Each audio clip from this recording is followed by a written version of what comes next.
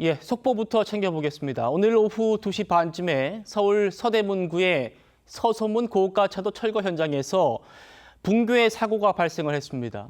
작업자와 행인 등 6명이 매몰된 것으로 확인돼서 우리 소방당국이 지금 구조 작업에 나섰는데 안타깝게도 3명의 사망자가 나왔다고 합니다.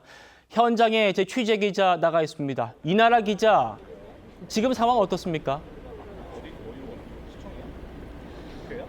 네, 오늘 오후 2시 반쯤 서울 서대문구 서소문 고가대교 철거 현장에서 붕괴 사고가 발생했습니다. 사고 발생 1시간여 만에 구조는 모두 완료됐는데요. 인명피해는 총 6명으로 사망자 3명, 부상자 3명입니다. 사고 발생 당시 CCTV 영상에는 고가에서 갑자기 불꽃이 튀더니 다리 상판 일부분이 형체를 알아볼 수 없게 무너져 내리고 주위에 있던 사람들이 황급하게 대피하는 모습이 담겼습니다. 소방당국은 고가도로 철거 작업 중 상판 일부가 붕괴되면서 사고가 났다고 밝혔는데요. 당초 오늘 새벽 철거 작업이 진행되던 도중 일부 구간이 주저앉는 문제가 생겼고 이 때문에 오늘 오후 2시부터 안전진단을 실시했던 걸로 확인됐습니다.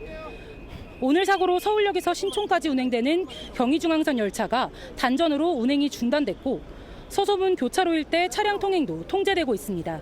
서대문구 서소문 고가차도 붕괴 현장에서 TV조선 이나라입니다. 예, 이 사고로 지금 서울시장 후보들 그리고 주요 정당들이 모두 서울시에서 선거 유세를 중단하고 이 현장으로 달려가고 있는 상황이라고 합니다.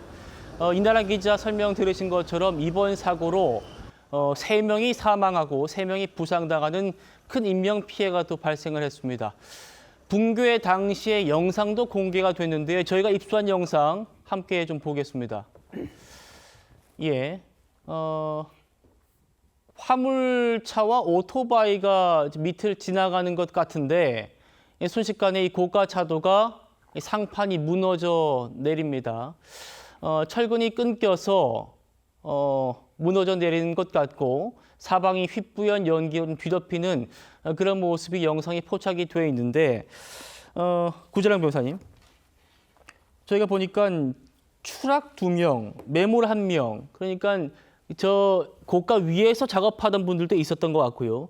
밑에서 계시던 분, 그리고 뭐 지나가던 차와 오토바이까지 지금 이러다 보니까 인명피해 좀 커진 것 같아요. 그렇죠. 그래서 사실 굉장히 안타까운 면이 있는 게 이게 66년에 준공된 시설이기 때문에 오래되었고 그래서 시설에 대한 노후로 인해서 철거에 대한 얘기가 굉장히 오랫동안 진척돼 있다가 작년에 오세훈 시장이 이건 안전을 위해서 철거하는 게 맞다라고 결정을 내렸던 겁니다. 만약에 예. 이게 위에 계속 교통이 흐름이 있는 상태에서 저런 사고가 발생했다면 정말 말로 이렇게 전하기도 어려울 정도의 큰 사고가 그럼요. 났을 텐데 문제는 철거 결정도 맞았고 철거를 하는 과정도 맞았는데 예. 오늘에 있어서의 조치라는 거는 제가 보기에 납득하기는 어렵다. 왜냐하면은 일부 시설이 약간씩 주저앉는 현상이 발견돼서 안전 진단을 하고 있는 상태였다는 거잖아요.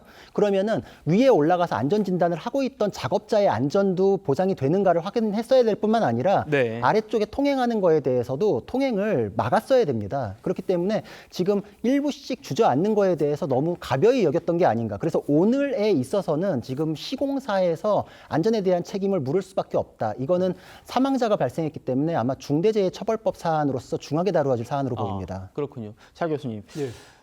저희가 이 구자령 변호사 잠깐 말씀 주셨습니다만 여기 서서문 고가차로 철거가 거의 마무리되던 단계까지 왔었습니다. 한 90% 정도 공정이 끝난 상태에서 이 상태에서 사고가 났기 때문에 예. 자, 이 상황 어떻게 바라봐야 될까요? 일단 뭐 아무래도 안전불감증이 그러니까 두드러진 또 사고의 현장이 아닐까라는 생각이 듭니다. 사실 지금 우리가 공사 현장에서 사고가 발생할 때 건축보다는 철거하는 과정에서 대형 사고가 일어나는 경우가 많잖아요. 지난해 11월 달에 울산의 화력발전소에서 높이 60m 이 그 타워가 붕괴돼서 수많은 인명 피해가 있었지. 저렇게 오래된 이 건축물, 특히 이 기관 시설물을 철거하는 과정에 있어서는 도심에서 진행될 경우에는 무엇보다 안전을 최우선적으로 고려를 했어야 되는데 예. 그런 부분들에 문제가 있었던 것이 아닐까라는 생각이 듭니다. 일단 뭐 보도를 보면 오늘 새벽 1시 반에서 2시 30분 사이에 슬라브 절단 작업을 했다고 그래요. 슬라브 작업을 하는 도중에 이 단자 치마 현상이 발생을 해서 그 때문에 공사를 일단 스톱하고 오늘 오후 2시부터 안전점검을 실시하는 과정에서 이런 사고가 일어났다는 부분 자체가 사실은 상당한 위험이 내포된 안전점검이었다고 한다면 아까 방금 우리 구자룡 변호사 이야기했다시피 위에서 이 안전점검을 하는 이 근로자들이라든지 예. 밑에 통행하는 부분들에 대한 차단 조치 이런 것들이 반드시 이루어졌어야 될 부분인데 그런 부분들이 없이 진행되던 부분에 대해서는 뭐 비판을 면치 어렵지 않을까 하는 생각이 듭니다. 예. 자, 윤주진 위원님. 예. 지금 나오는 보도들, 현장 취재 기자들의 얘기를 보면 사실 오늘 이 사고 오전부터 좀 감지가 됐었다는 겁니다. 예. 이 균열 조짐이 보여가지고 정말 안타까운 점이 이 균열 조짐을 확인하고 그거를 다시 이제 안전 점검하는 과정에서 이렇게 지금 사고가 난 것 같아요. 예. 아무래도 이게 시공사 측의 어떤 안이한 대처를 그 문제로 꼽지 않을 수가 없는 상황인 것 같습니다. 이제 얼마나 전문성과 또 그동안의 어떤 이런 시공 경험이 축적되어 있는 기업인지도 한번 살펴봐야 될 문제인 것 같고요.